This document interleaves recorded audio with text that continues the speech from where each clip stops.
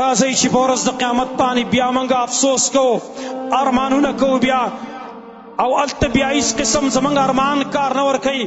نن زموږ سره لږ ټیم موجود دی، هیڅ پته موږ ته نشته زما وروڼو، زه به سبا ژوندی یم که نه به یم ژوندی، آینده کال کې به زه ژوندی یم که نه به یم ژوندی، بلکې دومره پاته پته نشته زه به دې مسجد ته وځم او که ونه به وځم، دا هیڅ معلومات چاته نشته دی.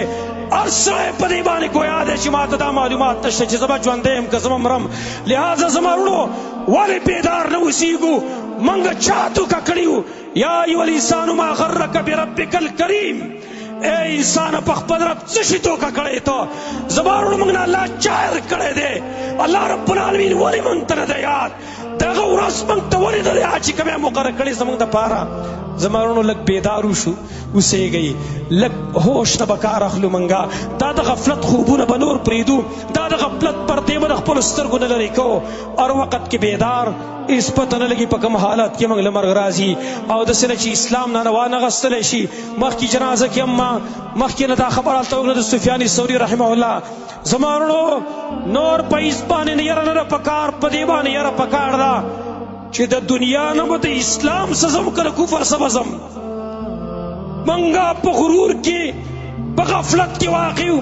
سفیان ثوري دغه واقعه مخکې موږ ما ذکر کړه، کېدای شي بعضې ملګرو نه یې اورېدلي.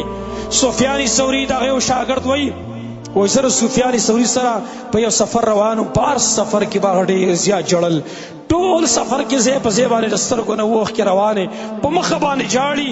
ما دې تپوس وکړو صاحب ته ولې دومره ژاړې؟ تا ګناهونه ډېر کړي که دا څه وجه د ګناهونو نه یېرېږې؟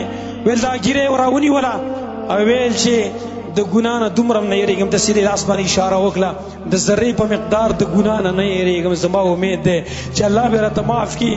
لیکن یره مې په دې باندې ده، جاړم په دې باندې اسلام رانه الله وانلي، چېرته ایمان رانه الله وانلي چې الله چېرته خفه شي غوسه شي یو دم یې څه بې ایمانه کړي. که الله زموږ نه ایمان والي، زما وروڼو څوک دی چې اسلام واپس کړي موږ ته؟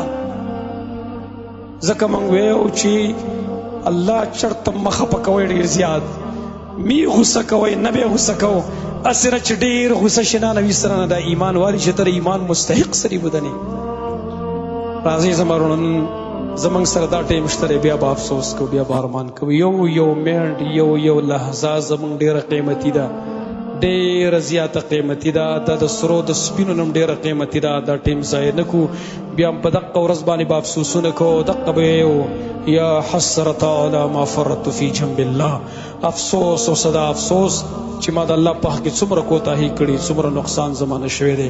الله رب العالمین دې موږ د آخرت د افسوسونو نه وساتي، د آخرت د سختو نه دې الله موږ وساتي، او الله دې موږ د ایمان سره بوځري دنیا نه. اقول قولي هذا واستغفر الله لي ولكم ولسائر المسلمين.